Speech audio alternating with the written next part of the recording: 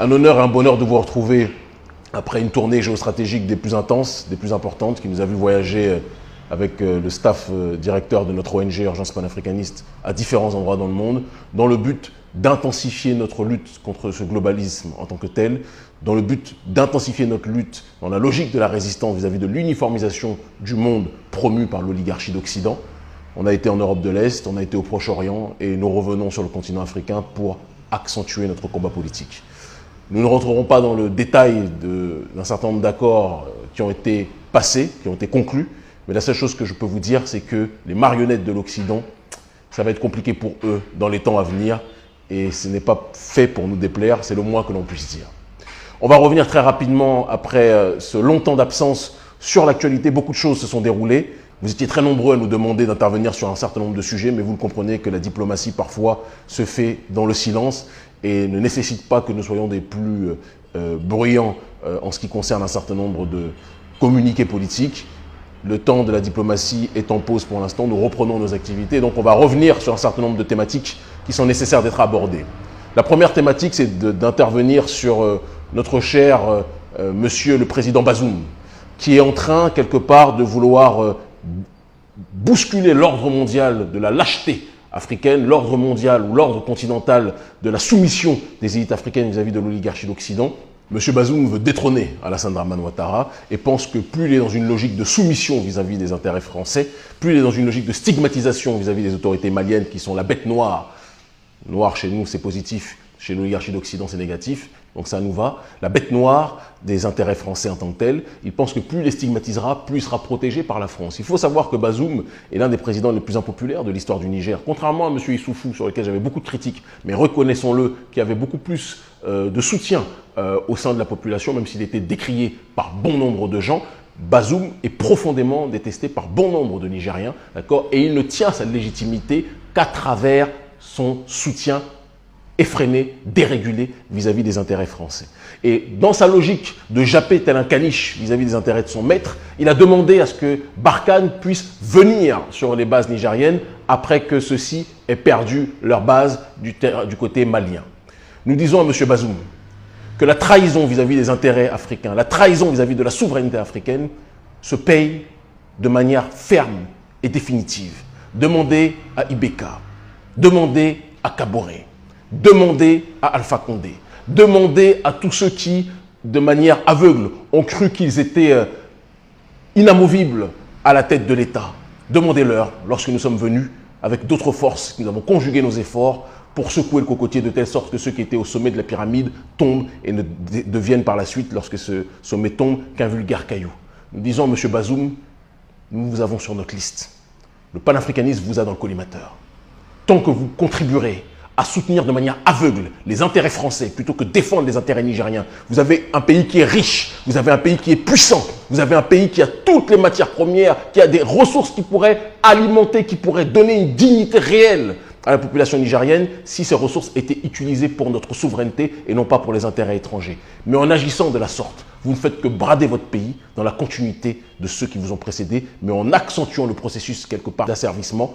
Je vous dis, même vos prédécesseurs sur lesquels nous avions des critiques n'étaient pas autant empreints d'une dynamique de lâcheté que vous. C'est important de le dire et nous n'accepterons plus jamais que vous manquiez de respect aux autorités maliennes parce que ces dernières prennent leurs responsabilités, d'accord? Et ce n'est pas parce que les autorités maliennes ne parlent pas beaucoup que cela signifie que vous pouvez leur manquer de respect de cette façon.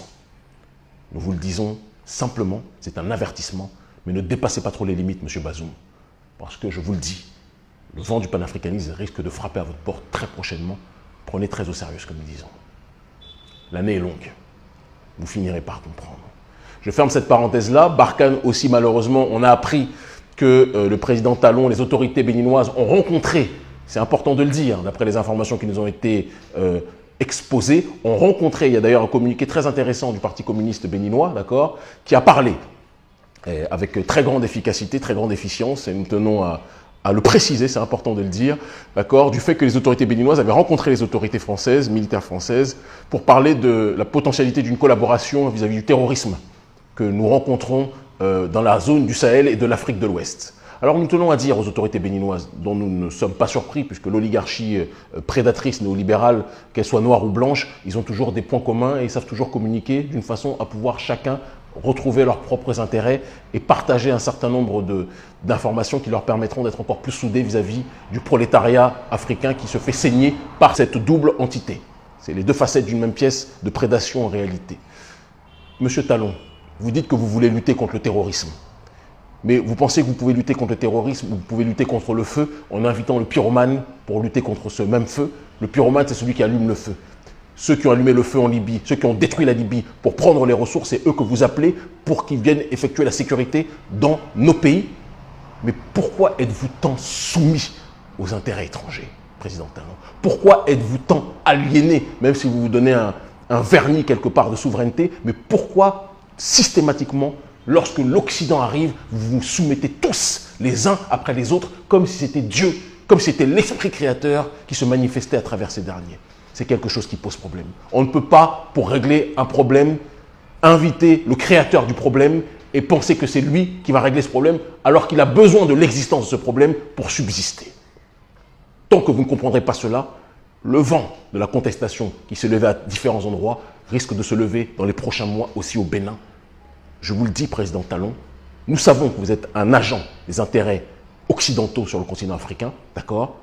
C'est votre ligne, c'est votre idéologie, même si vous vous drapez du vernis de la souveraineté, nous savons que tout ceci n'est qu'hypocrisie, d'où la logique de la prédation brutale vis-à-vis des populations de plus en plus paupérisées dans votre pays. Nous vous le disons, Président Talon, vous êtes aussi de ceux que nous regardons avec attention, parce que tous les présidents qui se soumettront à l'Occident seront dans la ligne de mire du courant salvateur du panafricanisme.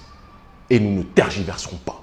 Ce n'est pas vos intimidations, ce n'est pas vos tentatives de déstabilisation qui empêcheront que ce qui doit se faire se fera.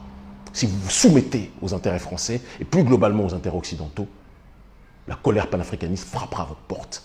Vous aussi, vous finirez par comprendre. Troisième information qui, à mon sens, mérite d'être exposée. Le Mali a interdit avec une très grande dignité, avec un très grand courage, avec un très grand héroïsme, les médias manipulateurs, les médias mensonges, les médias corrupteurs, que sont RFI, que sont France 24, d'accord, des médias qui passent leur temps à déstabiliser les États qui s'opposent à l'hégémonie occidentale. Ils ont été enfin interdits par les autorités maliennes. Je vous le dis, c'est un acte historique. Historique qui a été effectué. Je sais que le Mali et les autorités maliennes ont pris cette décision en étant très bien conseillés par d'autres entités que je ne citerai pas, d'accord, qui s'opposent à l'hégémonie occidentale aussi. Je dis bravo au président Assimi Goïta, à son gouvernement qui prend ses responsabilités sur ce terrain. Nous les soutenons 1 milliard de fois. Et nous allons constituer dans les temps à venir, il le faudra, d'accord, des médias, parce que c'est ça la véritable clé, de plus en plus de médias africains 100% indépendants, d'accord, et qui seront dans cette logique de la souveraineté. Il y en a quelques-uns qui sont présents, je travaille dans l'un d'entre eux, Vox Africa notamment, mais il faut que l'offre des médias africains qui sont sur cette ligne souverainiste soit de plus en plus grande. Et plus on aura une offre telle que celle-ci, plus on pourra contrecarrer les informations mensongères et hypocrites de France 24 et de RFI. Et je dis à nos frères et sœurs qui travaillent dans ces médias, ne durez pas trop longtemps, parce que tôt ou tard, il faudra choisir votre camp. Vous ne pouvez pas être pour la souveraineté de votre population et travailler durablement dans un média qui passe son temps à saper la souveraineté de vos nations. Très important de le dire, et la souveraineté plus globalement de vos populations. C'est important là aussi de le préciser. Donc bravo aux autorités maliennes. J'ai fêté ça, on était en pleine tournée quand les choses ont été effectuées, d'accord. J'ai fêté ça à un degré inimaginable. Et je vous le dis, ce n'est que le début. Nous allons tout faire pour que tous ces médias soient le plus possible interdits dans les différents régimes africains. C'est le travail politique qui est le nôtre aussi. Une nouvelle Afrique est en train d'apparaître à l'horizon et nous avons la responsabilité, d'accord, de faire en sorte que ce soit une logique durable, d'accord, que cette transformation sociétale soit durable, réelle, pas de surface, mais surtout de fond. C'est le travail métapolitique qui est le nôtre. Je profite aussi de cette fenêtre sur le Mali pour dire à la CEDEAO, qui est l'organe de la justice globaliste, là aussi néolibérale plus que jamais, d'accord, qui, à côté de cette justice néolibérale globaliste, est aussi quelque part le syndicat des chefs d'État soumis aux intérêts occidentaux. C'est ce qu'il manifeste de manière très concrète ces dernières années, malheureusement, alors que ce n'était pas la logique initiale. Lorsque ces derniers imposent un agenda aux autorités maliennes, nous rappelons que les seuls qui sont habilités à dire ce qu'ils veulent en termes de gestion de leur cité, gestion de leur État, c'est le peuple malien. Ce n'est pas la CEDEAO d'imposer un agenda, de dire ce qui est bon ou mauvais vis-à-vis de la population malienne, d'accord, Arrêtez d'imposer votre agenda mafieux, qui est quelque part l'agenda jumelé avec les intérêts français.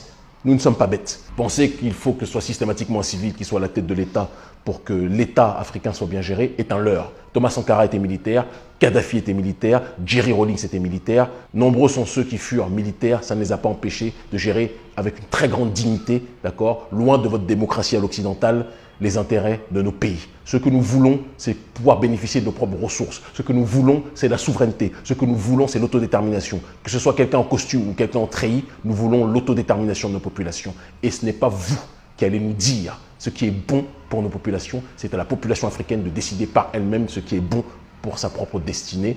Et la rue a montré qu'elle soutenait le régime malien. Non pas qu'elle idéalisait Assimi Goïta en disant que c'était l'homme providentiel ou autre, mais elle était proche de ce dernier parce qu'elle a compris la logique dans laquelle il a effectué avec ses éléments cette opération de restauration de l'État, non pas de coup d'État, et nous soutenons ce dernier dans cette logique-là.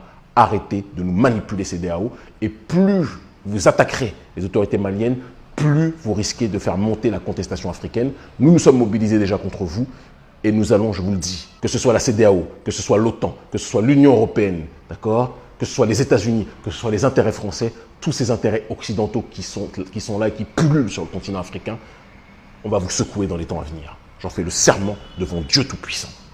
On ne vous laissera pas tranquille puisque vous passez votre temps à penser que le continent africain est votre bijouterie. Non, c'est notre terre à nous, notre terre-mère, et nous n'accepterons pas que des bandits sans repère viennent tenter de la déstabiliser systématiquement. L'Afrique libre ou la mort, nous vaincrons, ils finiront par comprendre. Adhérez à l'ONG Urgence Panafricaniste, partout où vous êtes. Le combat va s'accentuer dans les temps à venir, je peux vous le garantir. L'Afrique libre ou la mort, nous vaincrons, ils finiront par comprendre.